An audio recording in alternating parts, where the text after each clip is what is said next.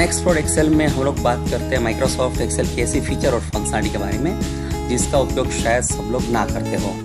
तो last time मैंने एक द्विपरिमाणीय एरे से आपको यानी कि 2 डायमेंशनल एरे से आपको लुकअप करने का टेक्नोलॉजी बताया था कि जिसमें अगर प्लांट नंबर 7 नंबर 9 को अगर मास सप्लाई करता है तो वो यहाँ पे वो हॉरिजॉन्टल लुकअप करेगा, यहाँ पे वो वर्टिकल लुकअप करेगा और उसके लिए उसको अलग टेबल मेंटेन करने की ज़रूरत नहीं है। तो वो एक 2 डायमेंशन लुकअप का टेक्नोलॉजी बताया था। उसके लिए मैंने इंडेक्स मैच यूज़ किया था। कोई बोल सकता है तो ये तो वी लुकअप में भी आप मैच करके कर सकते हो। हाँ, एक इंडेक्स मैच का एडिशनल फ़ायदा ये है कि उसके लिए आपका जो वेरिएबल्स है वो एक लेफ्ट साइड में होने की ज़रूरत नहीं है, वो राइट साइड में हो तो राइट साइड से भी वो लुकअप कर सकता है तथा बीच में हो तो बीच में से भी लुकअप कर सकता है। तो डेटा कहीं से कहीं भी हो उसको वो लुकअप कर सकता है। उस समय मैंने बोला था कि हम लोग चैलेंज को नेक्स्ट लेवल पे ले जाएंगे और आज हम उसको ले जा रहे हैं। तो जिसके अंतर्गत जैसे मैंने एज्यूम कर लिया कि ये जो प्रथम टेबल है वो उसको मैंने मान लूँगा कि ये प्लांट से ये डाउन को अगर माल जाता है तो ये फ्रेट लगेगा, प्रोवाइडेड वो ट्रक से जाए। लेकिन अगर वो दूसरे प्रकार के ट्रांसपोर्टेशन मल्टी मॉडल के लिए जाएगा तो उसको ये टेबल से पिकअप करना है, और अगर वो रेक से जाता है तो उसको तीसरे टेबल से पिकअप करना है। इस प्रकार के प्रॉब्लम को सोल्व करने के लिए हम लोग बहुत सारे कॉम्प्लेक्स नेस्टेड इफ करके और पता नहीं क्या क्या करके इसको सॉल्व करने का ट्राई करते हैं। इसके साथ टेबल के साथ भी खेलते हैं और उसके बाद कॉन्कैटिनेशन करके लुकअप करके उसको यूनिडायमेंशनल एरे बनाने का ट्राई करते हैं तो बहुत ही लंबा रिकॉर्ड बन जाता है। तो वास्तव में ये सब करने की आवश्यकता नहीं है। उसके लिए एक सिंपल थिंकिंग करोगे तो आपका काम हो जाएगा। उदाहरण के तौर पे हमारी एक्सपेक्टेशन क्या है कि अगर ये टाउन नंबर 4 है, अगर वो प्लांट नंबर 2 से माल लेता है, अगर वो मल्टी मॉडल से लेता है तो 1091 उसका चार्ज लगना चाहिए। अगर ये मोड ऑफ ट्रांसपोर्टेशन चेंज हो जाता है तो वो ये वाले टेबल से लेना चाहिए। अगर मोड ऑफ ट्रांसपोर्टेशन तीसरा हो जाता है तो ये वाले टेबल से लेना चाहिए। तो जैसे देख सकते हो आपके 5091 उसने यहाँ से पिकअप किया तो उसने पूरा का पूरा अपना लुकअप का बेस बदल दिया। और ये तो आप ऑलरेडी करते ही हो जिसके अंदर 2 डायमेंशनल लुकअप है कि टाउन नंबर 4 तो यहाँ से 5093 ले लिया। अगेन अगर वो रेक से है तो ये कर सकता है।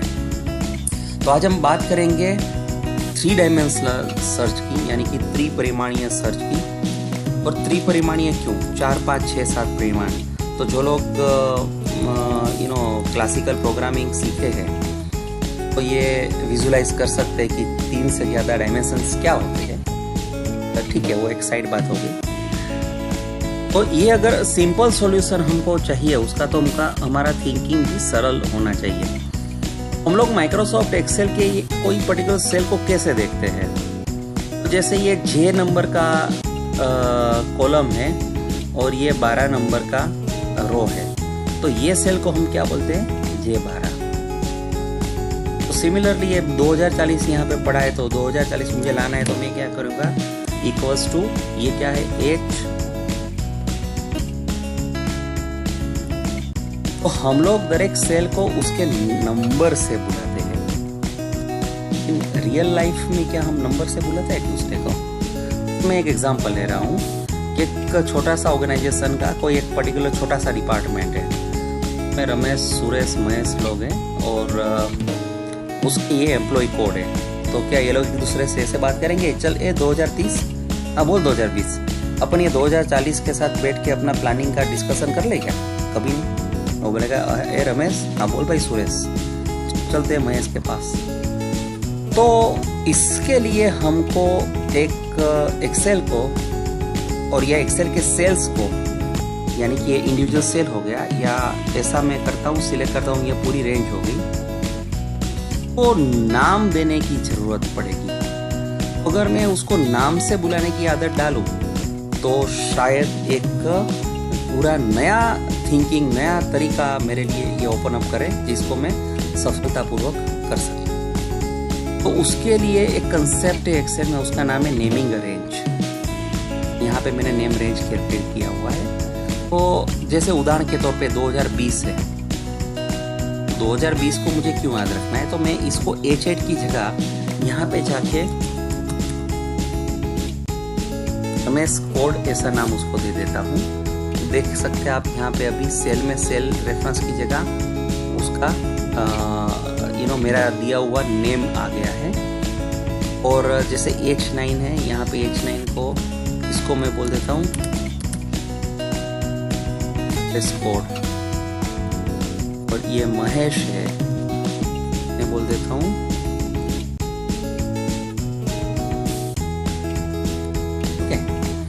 तो ये नेमिंग अरेंज हो गई।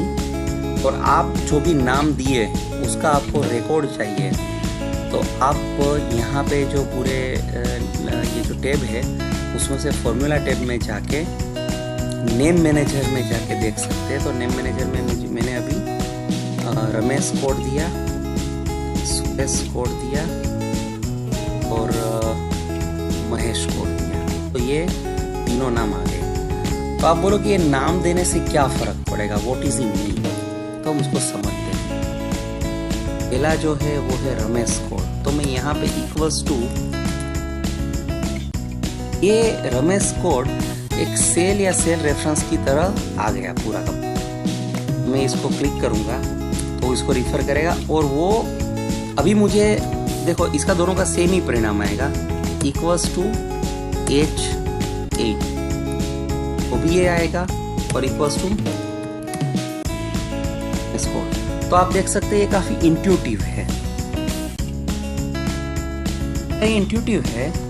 तो हम उसको अगर इसको रिफर करना है तो उसके लिए बहुत ही बढ़िया सा पॉइंटर फंक्शन है जो इसको पॉइंट करता है, का नाम है, एक मिराक्युलस फंक्शन है डायरेक्ट। फिर मैं इसको यहाँ पे कोटेशन मार्क बना रहा हूँ, यहाँ पे लिखता हूँ इस कोड, और ये इसको बंद करता हूँ। ये इसका सिंटेक्स है, ऐसा करके करूँगा तो वो रिफर कर देता है।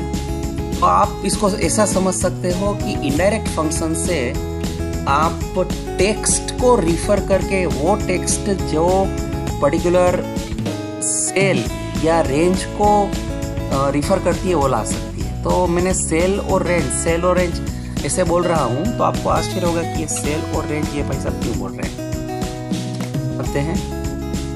तो ये एक पर्टिकुलर है, वो क्या है, सेल है, ये क्या है, सेल है, और ये पूरी सेल रेंज है। तो क्या मैं पूरी की पूरी रेंज को भी कुछ नाम दे सकता हूँ, तो दे सकता हूँ।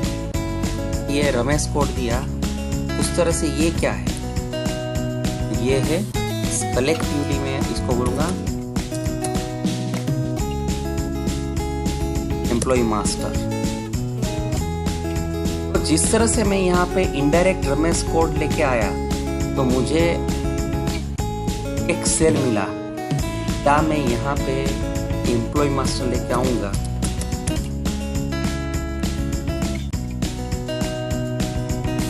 तो मुझे क्या मिलना चाहिए।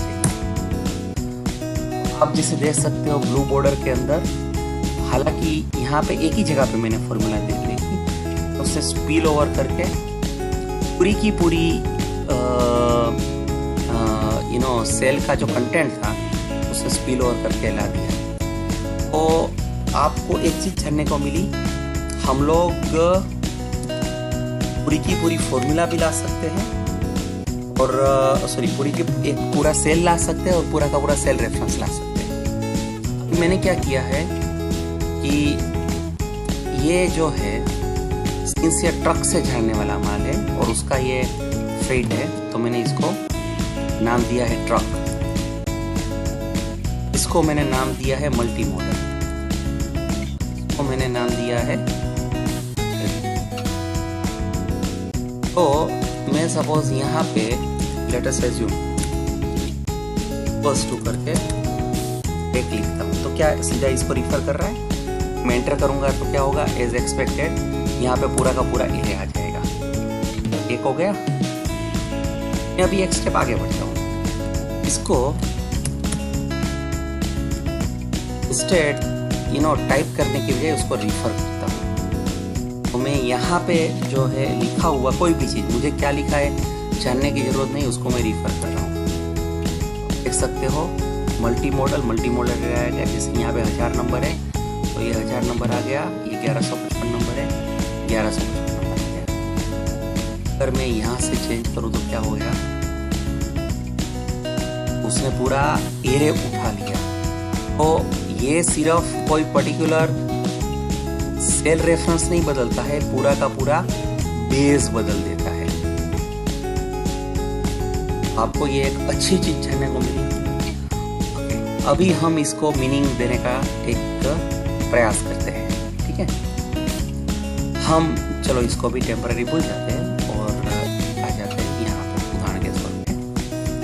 और हम लोग ये भूल जाते हैं कि 3 जगह से लुकअप करना है। हम लोग बोलते हैं चलो एक ही जगह से लुकअप करते हैं। तो उसके लिए क्या है, लोग उदाहरण के तौर पे ये डेस्टिनेशन पे अगर ये सोर्स से माल जाता है तो क्या भाड़ा लाना चाहिए वो लाएंगे सिर्फ। फिर उसको हम लोग मोड को भी लाएंगे। तो पहले तो सिंपल इंडेक्स मैच करते थे।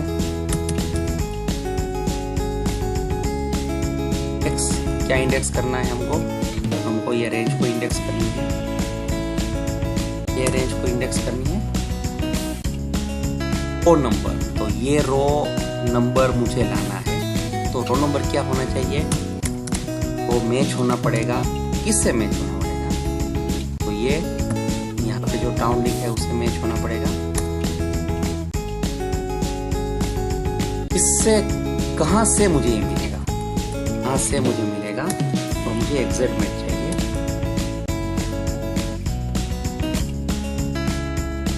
नेक्स्ट आर्ग्यूमेंट है कॉलम नंबर। कॉलम नंबर मुझे यहां से मैच करना है इसके साथ। क्या करना है, इसको मैच करना है, इसके साथ मैच करना है, तो इसके साथ मैच करना है। और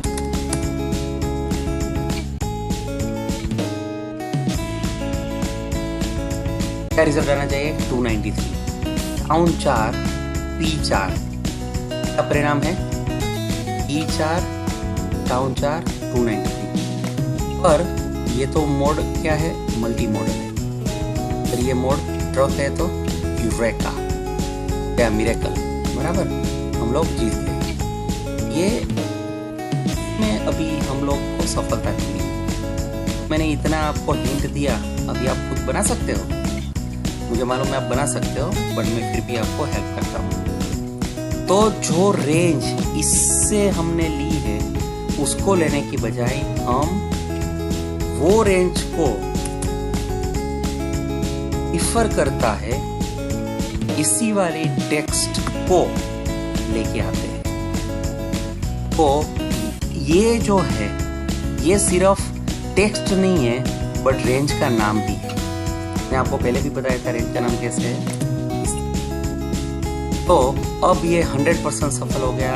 मल्टी मॉडल का 1093 आया, ये 1093 है, टाउन 4 P4, और आपने भी उसको बना दिया। अगर आप बदलोगे, इसको चेक करोगे तो रेक का P4 टाउन 4 कॉम्बिनेशन से ये उठाया। तो आप के लिए एक अच्छी बात हो गई कि आप सिर्फ वर्टिकल हॉरिजॉन्टल लुकअप तो कर ही सकते हो, इसके उपरांत आप कहीं से डेटा उठाना है तो आप इसको उठा सकते हो। तो एक प्रैक्टिस करते हैं आपके सामने। सबसे आखिरी टाउन 6 पे चले जाते हैं और आखिरी प्लांट चले जाते हैं। तो क्या आना चाहिए, 5555, क्योंकि ये रेक है। अगर ये रेक को मैं मल्टी मॉडल करता हूँ तो क्या करेगा, इसने मल्टी मॉडल से वाला टेबल ले लिया और इसको उठा लिया। और उसके बाद अगर ट्रक करता हूँ तो क्या उठाएगा, ट्रक वाला टेबल ले लिया और इसको उठा लिया। तो है ना ये काफ़ी मज़ेदार चीज़ और काफ़ी काम लगने वाली चीज़। ये मैंने एग्जाम्पल लॉजिस्टिक वाला कंटिन्यू किया था इसलिए इसको लिया, बट ये अकाउंटिंग फंक्शन में बहुत सारे लोगों को ये काम लग सकता है। जो एम्प्लॉयज़ रिलेटेड डेटा उठाते हैं उसके लिए काम लग सकता है, या फिर कोई आप अदर छोटा मोटा डेटा मॉडलिंग करते हो उसके लिए काम लग सकता है। तो मेरा आपसे रिक्वेस्ट है, आप इस तरह का जो कोई भी नई चीज़ है उसकी प्रैक्टिस करते रहो और इसका फ़ायदा उठाते रहो।